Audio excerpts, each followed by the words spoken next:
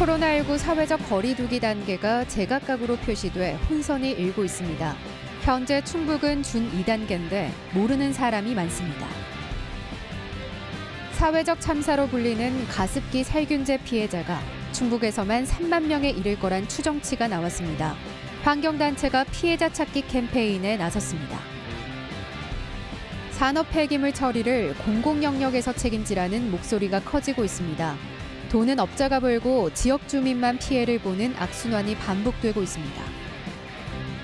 교육부가 최근 대학 구조조정 계획을 발표하면서 지역 대학이 또다시 술렁이고 있습니다.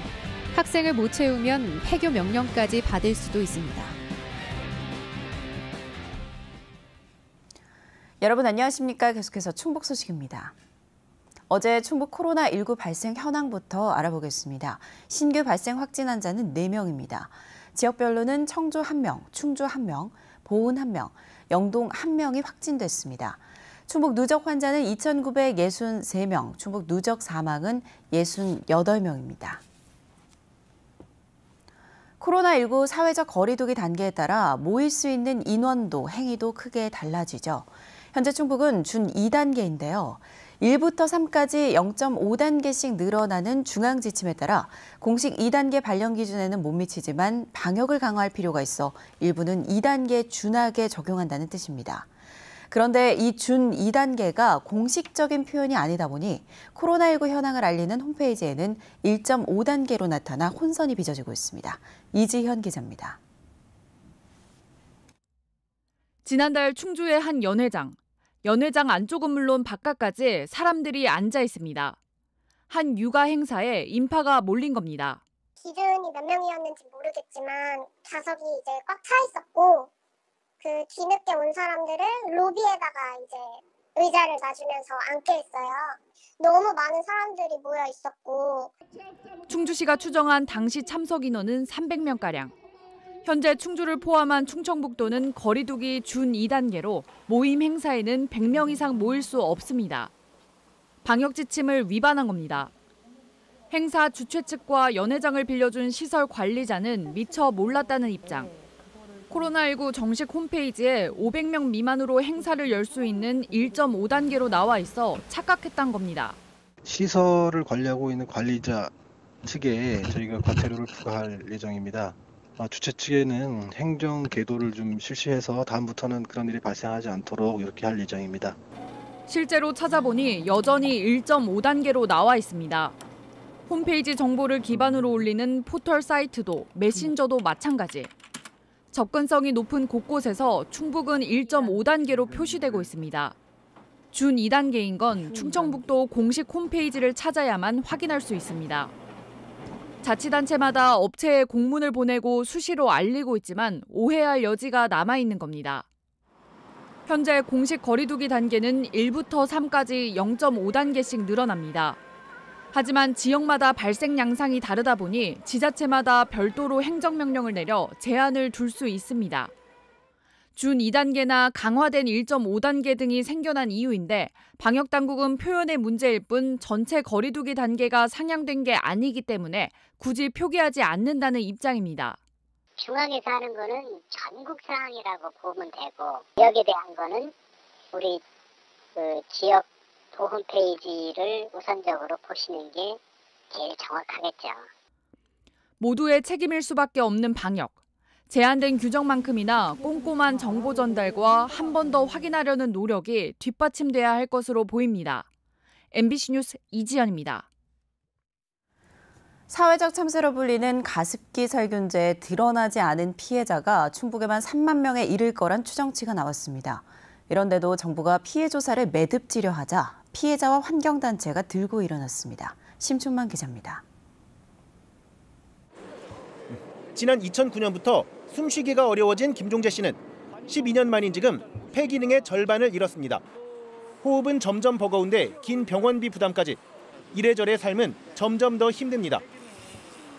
원인은 첫 증상 2년 전부터 써오던 가습기 살균제.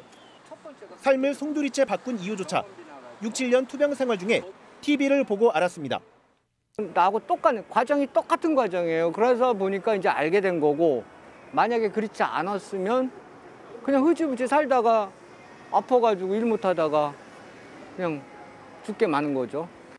환경보건시민센터가 전국 표본조사로 추산한 충북도 내 가습기 살균제 피해자는 거의 3만 명. 지금껏 자신이 피해자라고 신고한 191명보다도 150배가 넘는 피해자들이 자신이 피해자인 줄도 모른다는 얘기입니다. 추정 피해자의 1%도 안 되는 신고자 중에도 실제 피해자로 인정을 받은 건 절반 남짓. 지난 10년 동안 피해 회복은커녕 조사조차 안 됐다는 게 환경단체의 주장입니다. 피해 규모 파악과 피해자 찾기는 가습기 살균제 참사의 가장 기본적이고 중요한 사항이지만 그동안 제조 판매 기업들의 피해자 파악과 피해자 찾기는 전혀 없었다.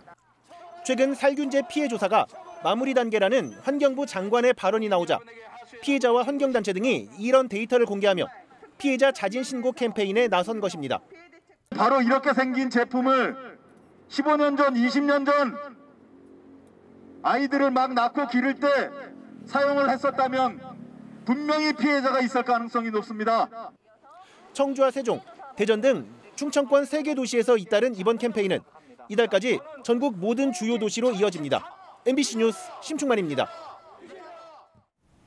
소각장 3개가 밀집한 청주 북이면 주민들이 환경부를 상대로 암 발병률과 소각장과의 연관성을 재조사하라고 촉구했습니다. 청주 북이면 주민협의체와 청주 충북 환경운동연합은 환경부 앞에 집결해 주민 건강과 소각장과의 인과관계를 단정할 수 없다는 환경부 발표는 소각장에 면죄부를 준 정치적 판단이라며 5년 이상 장기 모니터링을 골자로 한 재조사를 촉구했습니다. 특히 2017년 다육신 과다 배출 적발 등 여러 진실들을 외면한 결론이었다며 재조사의 필요성을 강조했습니다. 국내 폐기물의 80% 이상을 차지하는 산업 폐기물 처리에 공공성을 확보하라는 목소리가 커지고 있습니다. 산업 폐기물을 농촌 지역 매립장에 처리하지만 매립장 지분을 가진 건설과 사모펀드 자본이 단기간에 막대한 수익을 챙겨가면서 결국 피해는 지역만 보고 있다는 겁니다. 허지희 기자의 보도입니다. 산업단지에 대기업이 들어오는 줄 알았지만 산업 폐기물 매립장이 추진된다는 사실에 분노한 주민들. 그 길로 대책위를 조성하고 매립장을 반대하고 있습니다.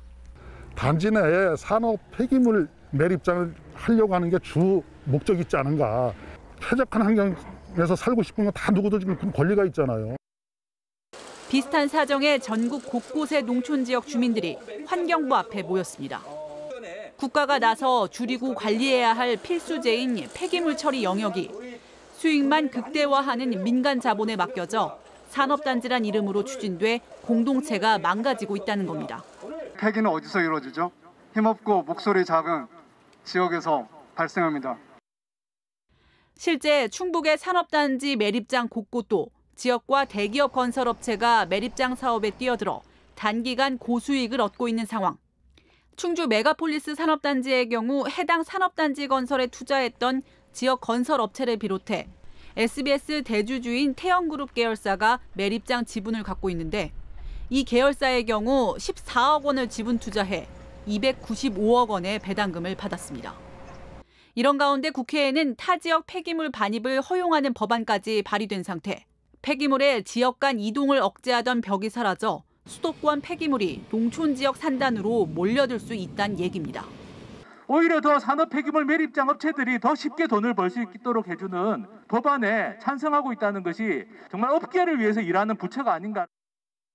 환경부는 최근 주민들과 이익을 나누는 공공 폐기물 처리 시설 시범 사업 계획을 발표했지만 처리가 곤란한 불법 재난 폐기물에 국한돼 있습니다. MBC 뉴스 허지입니다. 대학 수학능력시험 6월 모의평가가 오늘 충북에서도 치러집니다. 도내 77개 시험장에서 고3 학생과 졸업생 1,800여 명이 응시하는 이번 평가는 올해부터 달라지는 수능 체제에 맞춰 국어와 수학 영역은 공통 과목과 선택 과목을 나눠 치르는 방식으로 진행됩니다. 또 코로나19 예방을 위해 고교 2학년을 대상으로 한 전국 연합 학력 평가는 어제 치렀고 1학년은 오늘 치릅니다. 충북도 내 학교의 원격 수업에 네이버의 교육용 플랫폼인 웨일스페이스가 사용됩니다.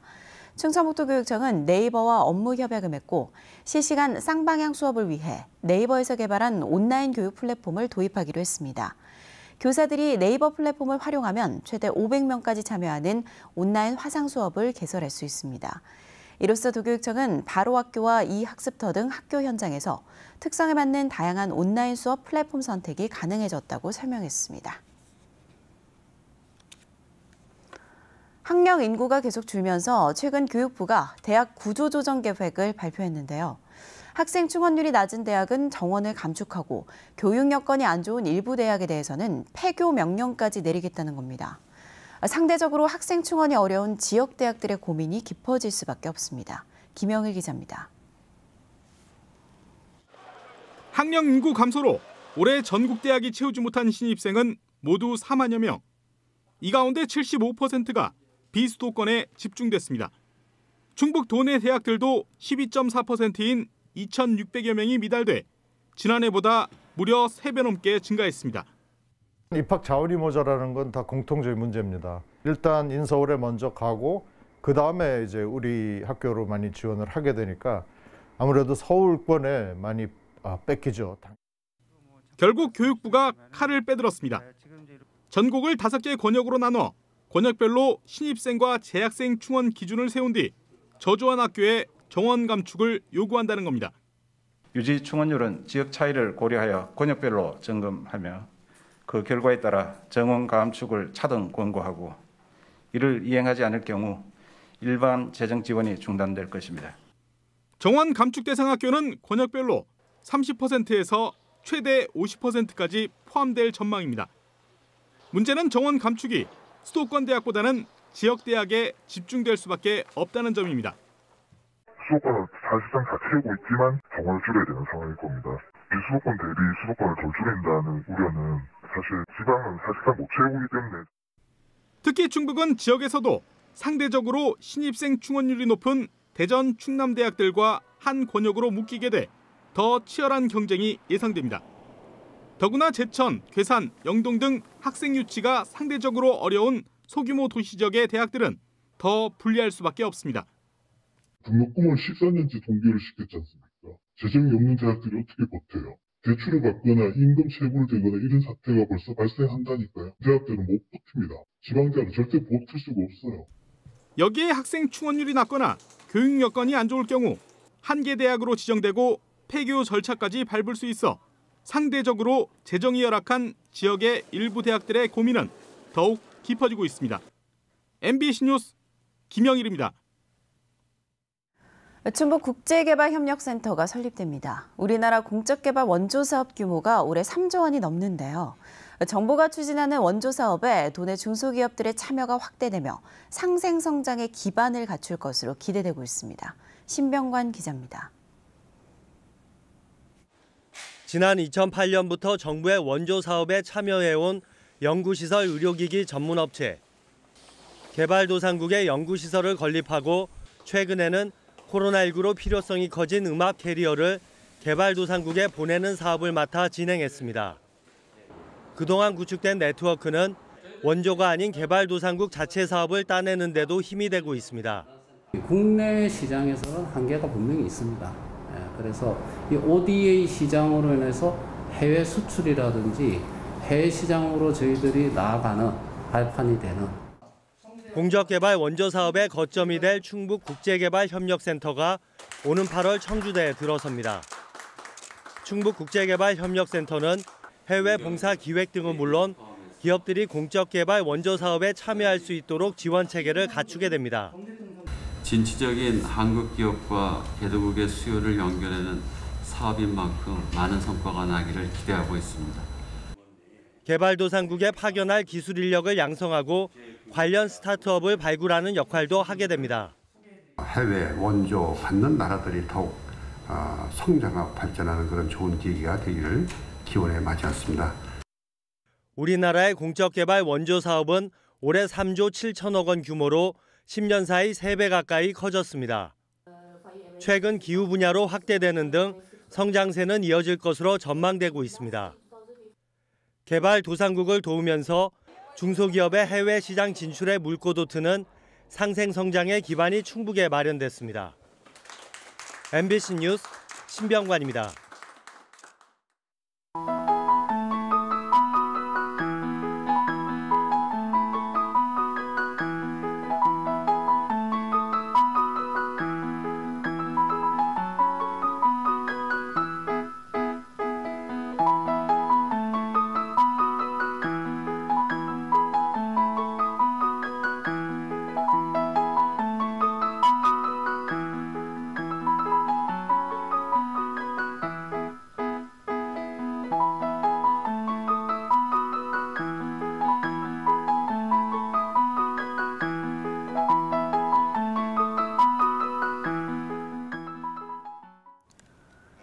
의붓 딸의 친구를 성폭행한 혐의로 구속 수사를 받아오던 50대 계부가 사건 발생 5달 만에 검찰에 넘겨졌습니다. 청주청원경찰서는 어제 이 50대 계부에 대해 성폭력 범죄 처벌 등에 관한 특례법 위반 혐의 등을 적용해 검찰에 기소 의견으로 송치했다고 밝혔습니다. 경찰은 피해자 진술 등 수집된 증거 자료들을 토대로 동반 투신과의 연관성에 대해 충분히 조사를 벌였다고 전했습니다. 앞서 이 계부는 지난 2월 딸 친구의 고소 뒤 영장이 3차례 반려되는 과정에서 여중생 2명이 극단적인 선택을 하자 지난달 25일 구속돼 수사를 받아왔습니다. 미화원 임금을 횡령한 혐의로 고발된 음성 생활 폐기물 수집 운반 대행 업체에 대해 경찰이 압수수색에 나섰습니다. 충북경찰청 반부패 경제범죄수사대는 어제 업체 사무실을 압수수색해 휴대폰과 서류 등 자료를 수집하고 대표 자택에서도 증거물을 확인했습니다. 경찰은 압수 자료 분석이 끝나는 대로 업체 대표를 소환 조사할 방침입니다. 업체 대표는 음성군 보조금으로 지급된 미화원들의 임금을 수년간 빼돌린 혐의로 고발됐습니다. 청주시가 오늘 2023년까지 청원구 오창읍에 생활체육야구장을 조성합니다. 청주시는 오창읍 중심리 일대 42,000제곱미터에 사업비 60억 원을 들여 생활야구장 1개면을 짓는다고 밝혔습니다. 생활체육야구장에는 음용수 시설과 차량 100대를 수용할 주차장도 함께 들어설 예정으로 내년 하반기에 착공됩니다.